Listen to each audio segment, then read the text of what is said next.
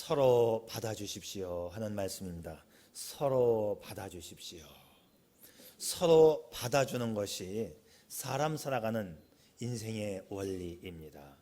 세상의 생존 원리는 강자가 약자를 지배하는 이 약육강식의 생존 원리입니다. 강자가 약자를 누르고 착취하고 부조리하고 비도덕적인 일에 대해서 우리는 갑질한다고 말하지만 사실상 막을 방법이 없습니다.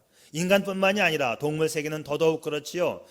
동일한 이 약육강식의 먹이사슬이 하나의 법칙처럼 돌아가고 있습니다. 동물 세계의 먹이사슬은 우리가 더더욱 막을 방법이 없습니다. 그런데 성경은 강자가 지배하고 다스리는 약육강식의 운영체제를 부정합니다. 특별히 인간관계에서만큼은 더더욱 안 된다는 것이지요. 오히려 강한 자가 약한 자의 약점을 담당하여 자기를 위하여 살지 말라고 당부합니다. 오늘 1절 말씀 보겠습니다. 믿음이 강한 우리는 마땅히 믿음의 약한 자의 약점을 담당하고 자기를 기쁘게 하지 아니할 것이라 했어요. 자기를 기쁘게 하지 않는다는 것은 자기를 위하여만 살지 말라는 말씀이에요. 하나님께서 우리에게 당부하는 것은 정반대의 생존 원리를 말씀해 주고 있습니다. 뿐만 아니라 맨 마지막 절 7절 말씀에서 서로 받아주라. 자, 7절 말씀도 보겠습니다. 그러므로 그리스도께서 우리를 받아 하나님께 영광을 돌리심과 같이 너희도 서로 받으라. 인간 세상은 힘으로 사는 게 아닙니다. 서로 받아주고 용납하면서 사는 것임을 말씀하고 있습니다. 주님께서 우리에게 친히 보여주신 삶의 원리는 힘의 원리가 아니라 사랑의 원리입니다. 우리가 사랑이 메마른 이 시대 속에서 참으로 이웃을 사랑하고 섬기며 살아간다면 이 21세기의 물질 문명의 그 풍족함 그 이상의 아름다운 세계를 경험할 수 있습니다. 세상이 풍족함에도 불구하고 우리의 삶이 이렇게 초라하고 피폐한 이유는 사랑하지 못했기 때문이지요. 나만 생각하는 세상, 메마른 사랑이 우리의 삶을 더 피폐하게 만들어가는 것입니다. 여러분, 누구라도 서로 기쁘게 받아들이는 그 마음, 이것이 인간 삶의 행복의 열쇠가 됨을 믿으시기를 바랍니다.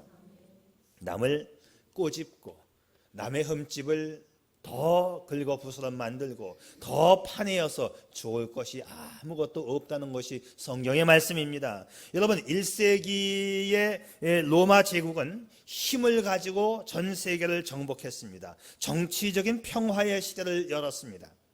막강한 로마 제국 앞에 감히 전쟁을 일으킬 나라가 없었습니다. 그래서 세상은 전쟁이 없는 평화로운 시대를 맞이했어요. 이것을 가리켜서 로마의 평화 시대, 팍스 로마나라고 말하는데 로마의 평화 시대가 열렸습니다. 그런데 이런 정치적인 평화의 시대가 도래하기는 했지만 로마인들의 마음은 여전히 불안했고 방황하고 있었습니다. 왜 그랬을까요? 사랑이 없었기 때문입니다.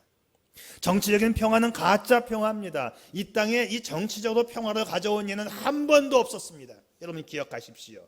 지난 2000년 동안, 아니 수천 년 동안 전쟁을 통해서 평화를 가져온 적은 한 번도 없었습니다. 그래서 한반도의 평화는 복음으로 이루어야 되는 것입니다. 이 한반도의 평화의 책임을 바로 우리가 갖고 있는 것이지요. 여러분, 사랑 없는 세상의 그 싸늘함을 아십니까? 우리가 이 나라가 이 자살률 1위라고 하는 이 오명을 씻지 못하고 있는데 왜 사람들이 이 자살이라고 하는 극단적인 선택을 할까요? 다양하고 많은 이유가 있겠지만 가장 근본적인 이유는 사랑받지 못함으로 인한 코너에 몰리고 고독을 경험하다가 결국은 그 길을 선택하게 되는 겁니다. 노인들의 고독사, 친구들 사이의 왕따, 부와 명예와 사회적 명성의 추락 등으로 괴로운 삶을 사는 이들의 가장 아픔은 사랑받지 못함에 깊은 상처가 있는 것입니다. 그래서 물질의 풍요보다도 더 중요한 것은 사랑입니다. 어떻게 우리가 주님께서 몸소 보여주신 이 사랑의 삶을 실천할 수 있을까요? 자, 이웃을 조건 없이 받아주는 겁니다. 여기서부터 출발하는 거예요. 7절 말씀에서도 바울 사도는 우리가 서로를 수용하기 위한 제일 중요한 출발점으로 그리스도께서 우리를 받아주신 것을 묵상하라고 말씀하고 있어요. 주님이 우리를 그냥 받아주셨지 않느냐. 어떻게 한마디로 말하면 무조건적으로 우리를 사랑해 주신 것입니다. 주님께서 우리를 사랑하실 때에 어떤 조건을 따져서 사랑해 주셨나요? 아닙니다. 네가 이렇게 잘했기 때문에 내가 너를 자녀 삼아 주시겠다. 아닙니다.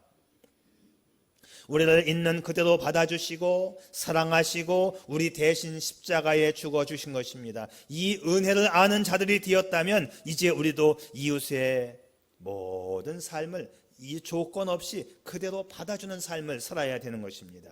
우리는 어떤 사람도 어떤 우리 공동체에 들어오는 모든 사람들을 일단 그냥 받아주는 연습부터 해야 합니다. 자, 당신이 이것만 고치면 내가 받아주겠다. 당신이 이 버릇만 고치면 내가 친구해 주겠다. 그게 아닙니다. 일단 받아주고 더 좋아지기를 도우십시오. 많은 사람들이 자기에게 대해서는 관대하면서도 남에게 대해서는 참 인색합니다. 다른 사람의 그 작은 실수, 아니 실수 같지도 않은 그 작은 일에 대하여 왜 그렇게 크게 반응을 하는지요?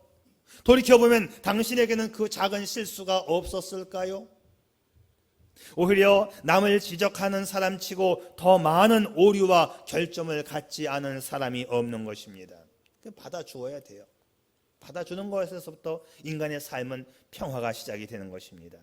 주님께서도 우리를 조건 없이 받아주셨습니다. 자, 우리가 잘 알고 있는 탕자의 이야기, 이 탕자의 이야기에 보면 조건 없이 받아주시는 주님의 사랑이 잘 나타나 있습니다. 이것이 진정한 사랑이에요. 아버지가 아들에게 네가 네 잘못을 뉘우치고 네 버르장머리를 고치면 내가 너를 받아주겠다 하였다면 그 아버지와 아들의 관계가 어떻게 회복되었을까요? 아버지는 그 아들을 먼저 받아주었습니다. 돌아오는 아들을 그 모습 그대로 받아주신 아버지의 사랑을 경험하고 나서 그는 정말로 아버지께 미안하고 죄송한 마음으로 뉘우치며 살지 않았을까요? 이것이 진정한 사랑이었던 것입니다. 나 같은 죄인 이 모습 이대로 받아주시고 나를 자녀 삼아주시고 용납해 주신 그 큰 사랑이 오늘 저와 여러분을 이 자리에 있게 하신 줄 믿습니다. 그렇다면 이제 우리도 우리의 이웃을 그렇게 받아주는 삶을 살아야 하지 않을까요? 받아주어야 됩니다. 유명한 이야기가 있지요. 아브라함 링컨, 미국의 대통령 가운데 가장 존경받는 대통령 아브라함 링컨. 그는 학교라고 하는 이 국민학교 조금 다녀본 것밖에는 없습니다. 그런데 그가 대통령에 출마하려니까 얼마나 많은 시기심이 있었겠어요. 대학은 고사하고커녕 국민학교, 초등학교도 나오지 않은 저 사람, 적도 많았고 비난하는 사람도 참 많았습니다. 그 비난하는 사람 가운데 스탠턴이라고 하는 사람이 있었습니다. 이 스탠턴이 이 반대편에서 링컨을 얼마나 괴롭혔는지 몰라요. 이 스탠턴의 괴롭힘에 유명한 말이 있지요. 링컨은 교활한 어릿광대다. 그의 생김새를 보아라. 오리지널 고릴라와 같이 생겼다. 여러분, 고릴라를 구경하려면 아프리카에 가지 말고 일리노이주 스프링필드에 가면 실제로 고릴라를 경험할 수 있습니다. 그가 링컨입니다. 이렇게 말을 했어요. 자, 그런데 링컨은 그 해에 대통령에 당선이 되어서 내각을 조직할 때에 자기를 그렇게 고릴라라고 밀어붙였던 스탠턴을 국방장관으로 임명을 합니다. 사람들이 깜짝 놀랐습니다. 아니, 그렇게 당신을 비난했던 사람인데 어떻게 그렇게 하실 수 있습니까? 링컨이 여유 있게 대답을 하지요. 그 자리는 그 사람이 맡아야 합니다. 사명감이 분명하거든요. 요즘에 자기 사람을 주요 요직에 씹는 그렇게 하는 것과는 너무나 다른 모습 아닙니까? 여러분, 링컨은 조건 없이 받아주었습니다. 훗날 아브라함 링컨이 암살당했을 때에 가장 슬피 운 사람이 누구냐? 바로 그 사람. 여기 세계가 지켜보는 가운데 가장 위대한 사람이 누워있다고 말했습니다. 이 얼마나 강한 사랑의 실천입니까? 요즘에 이 정치 현장과는 서로 물고 뜯는 정치 현장과는 사뭇 다른 모습 아닌가요? 내 사람에 대해서는 인대하고 관대하고 남에 대해서는 너무나 찔러대고, 이것은 우리 삶의 모습이 아니에요. 정치적인 평화는 평화가 아니라는 것을 우리는 역사를 통해서 이미 경험했고, 주님은 정치적 평화가 아니라 사랑의 평화를 외치셨습니다.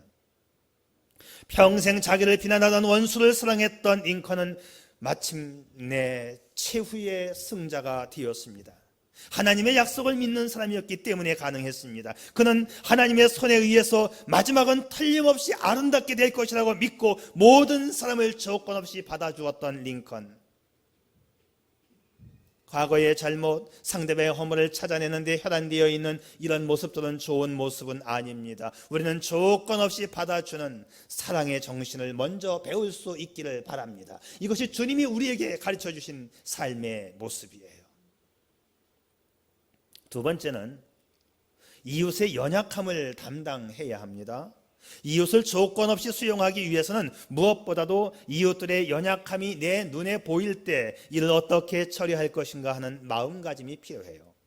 오늘 본문에서 바울 사도는 그 연약함을 우리가 담당해야 한다고 말합니다. 무슨 뜻입니까? 내 이웃의 연약함을 발견하게 되었을 때 저 사람 저럴 수 있나? 이렇게 말하는 게 아니라 그래, 저 사람 곁에는 그러기 때문에 내가 필요하지, 이렇게 느끼면서 그와 함께 그를 도우며 섬김으로 그를 유익하게 만들어주는 사람이 되어야 한다 이 말입니다. 저는 이런 태도야말로 부부관계의 본질이고 이웃이 함께 살아가는 방법이라고 저는 믿습니다. 많은 경우 인간관계의 어려움은 상대방을 받아주지 못하고 상대방의 약점을 받아주지 못하기 때문에 발생하는 문제들이라고 생각합니다. 건강한 가족, 건강한 이웃, 건강한 국가는 상처 주는 관계가 아니라 상처까지도 끌어안을 수 있는 사랑을 가진 관계라고 말할 수 있습니다. 이것은 우리 삶에 반드시 필요한 중요한 삶의 자세입니다. 강한 자리에 어떤 권력과 힘을 무력으로 사용하는 것이 아니라 사랑으로 사용하는 힘이 되어야 합니다. 우리가 이런 관계 형성을 위해서 우리 모든 그리스도인들이 끊임없이 도전해야 할 하나의 숙제가 있습니다. 그것은 자신을 기쁘게가 아니고 이웃을 기쁘게 하는 연습입니다. 오늘 1절과 2절 말씀을 요약을 해보겠습니다. 약한 자의 약점을 담당하고 자기의 기쁨이 아닌 이웃을 기쁘게 하되 선을 이루고 덕을 세워야 할지니라. 여기서 이 기쁘게 한다는 말은 이웃의 유익을 추구한다는 거예요. 그러기 위해서는 내가 먼저 죽어야 된다는 것이지요. 이것이 바로 십자가의 사랑의 원리입니다. 예수님의 십자가는 예수님 자신에게는 정말 피하고 싶었던 아픔이었지만 우리 예수님은 인류의 기쁨을 위해서 그 십자가를 기쁘게 수용하시지요. 주님이 이걸 우리에게 가르쳐 주신 것입니다. 그렇기 때문에 상대방의 약점을 내가 받아주는 거예요. 상대방의 약점을 내가 덮는 것입니다. 내가 감당해 주는 것입니다. 본문은 한 걸음 더 나가서 자신에 대하여는 죽고 자신의 기쁨을 위하여 살지 말고 이웃에 대하여는 이웃의 기쁨을 추구하라고 말씀하고 있습니다. 이것이 사랑의 원리입니다. 그때 비로소 우리는 서로의 연약함에도 불구하고 서로를 사랑할 수 있는 공동체를 만들어갈 수 있습니다.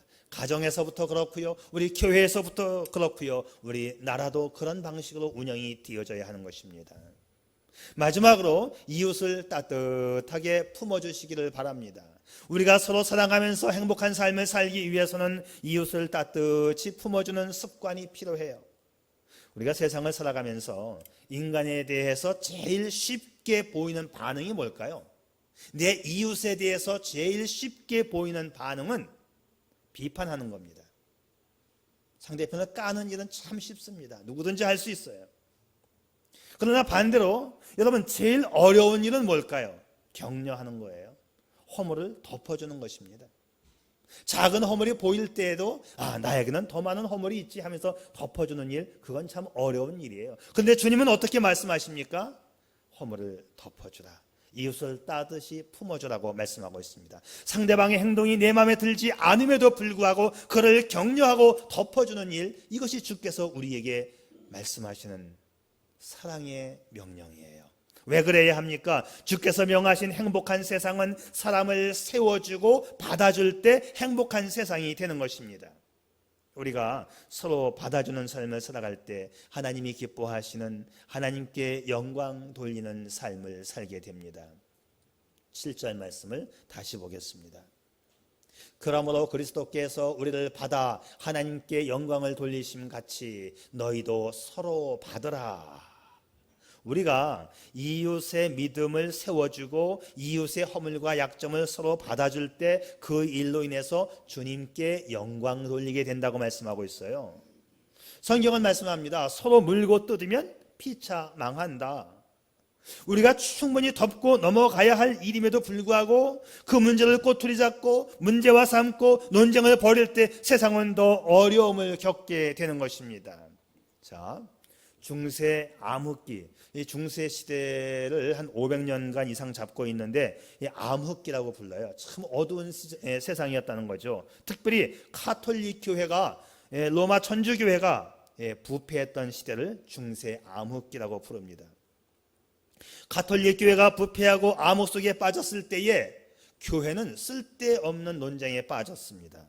그 당시에 논쟁 가운데 이런 논쟁이 있었습니다. 가느다란 바늘 있죠. 바늘 위에, 가느다란 바늘 위에 과연 천사가 몇 명이나 올라앉을 수 있겠느냐, 이런 논쟁을 벌이고 있었어요. 이 쓸데없는 논쟁 아닙니까?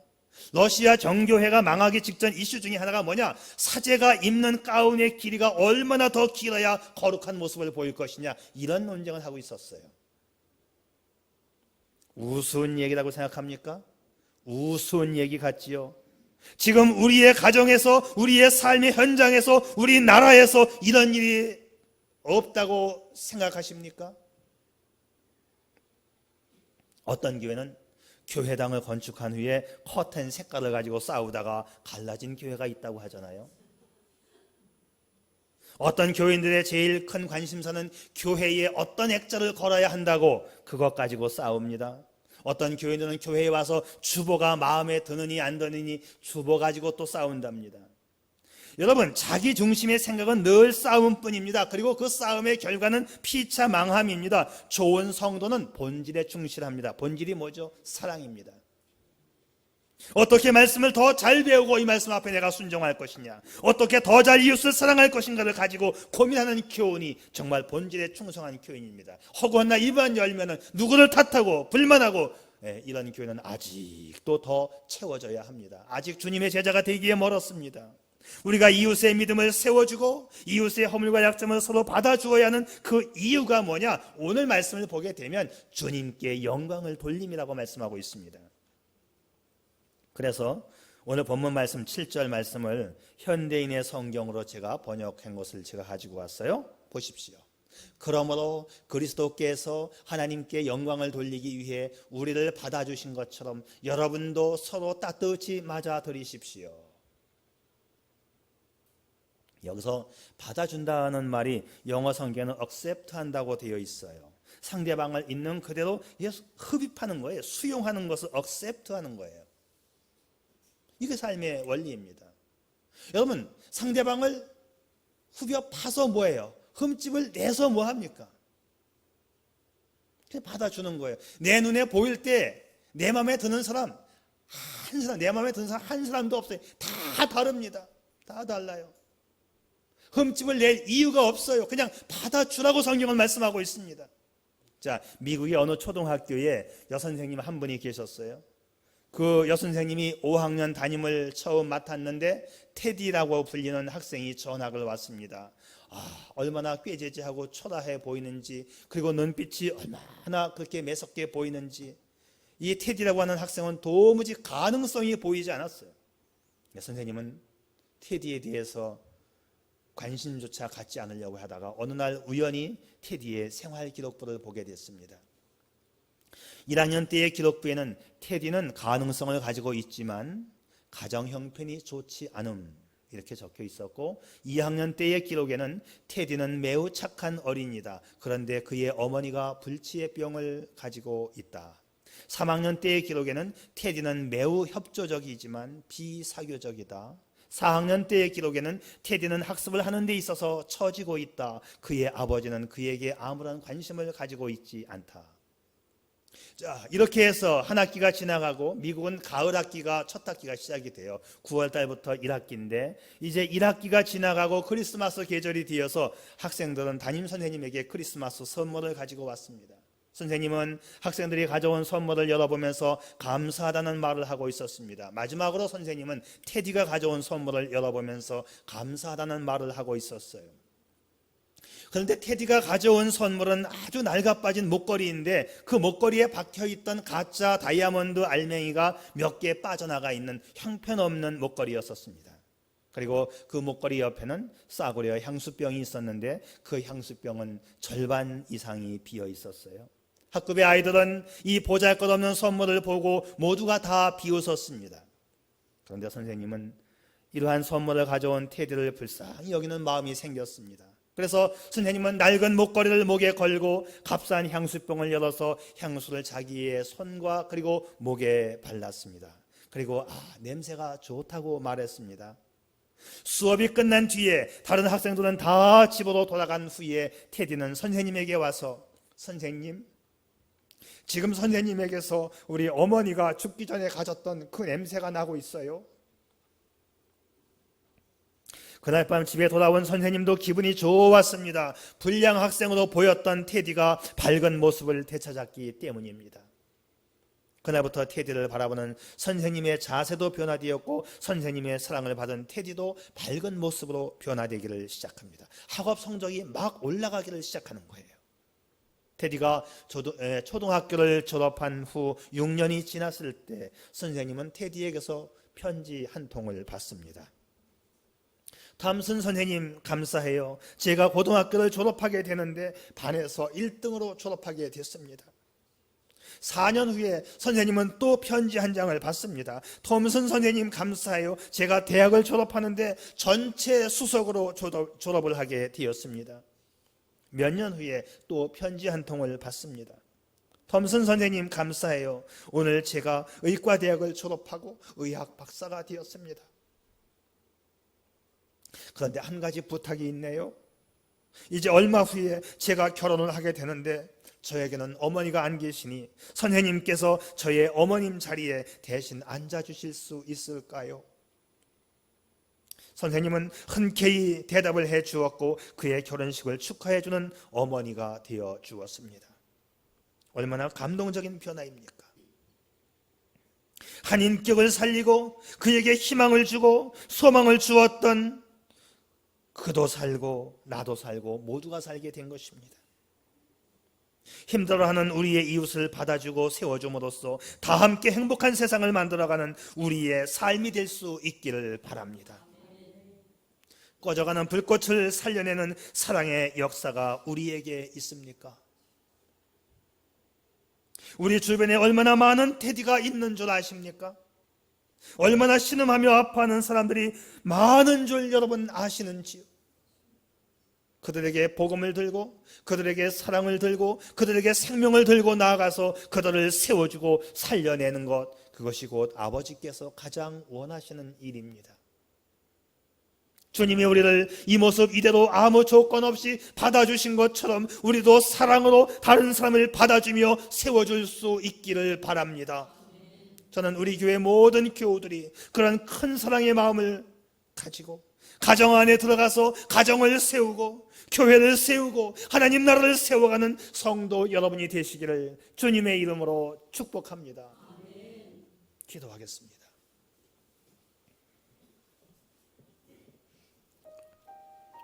우리는 예수님으로부터 조건 없는 사랑을 받은 성도들입니다. 이제부터 우리는 세상을 바라보는 시선이 바뀌어야 합니다. 예수님께서 아무 조건 없이 우리를 받아주시고 사랑해 주신 것처럼 우리도 주님의 사랑으로 서로 받아주는 그리고 세워주는 삶을 살아야 되지 않을까요? 우리는 나에게서 가장 가까운 사람들로부터 있는 그대로 받아주는 연습을 해야 합니다. 우리의 가정에서, 그리고 우리의 교회에서, 그리고 우리의 삶의 현장에서 이 받아주는 삶을 배우고 실천해야 합니다. 힘들고 연약한 사람을 세워주고 받아주고 격려해주면 그 이웃이 행복해합니다. 오늘 당신 곁엔 당신의 도움을 요청하는 테디가 있음을 기억하십시오. 그러기 위해서는 우리가 그리스도의 시각으로 사람을 바라보아야 합니다. 그리스도의 심장으로 그를 품어야 합니다. 그리스도의 따스한 손을 내밀어야 합니다. 그때 인생의 진정한 가치와 행복을 경험하는 당신이 될 것임을 축복합니다. 아버지 하나님, 용서하는 삶을 살게 도와주시옵소서. 이웃의 허물을, 이웃의 약함을 담당하는 자가 되게 도와주시옵소서. 그리고 덮어주는 자가 되게 도와주옵소서. 나만 바라보는 인생은 망하는 인생임을 말씀을 통하여 깨닫게 도와주시고, 어떤 외형적인, 물리적인, 정치적인 평화가 아니라 사랑을 통한 평화를 이 땅에 심기 위하여 아버지의 말씀을 가지고 세상으로 나아가는 정치가들을 위해서 기도하는 저희들 되어지게 도와주시옵소서. 이제 나만 바라보는 인생이 아니라 내가 이웃의 입장에 서서 이웃을 용서하고 덮어주는 삶이 되어서 표면적 평화가 아닌 예수 그리스도의 사랑의 평화를 이 땅에 심는 이 땅의 천만의 그리스도인들 되게 하여 주시옵소서. 예수님의 이름으로 기도드리옵나이다. 아멘.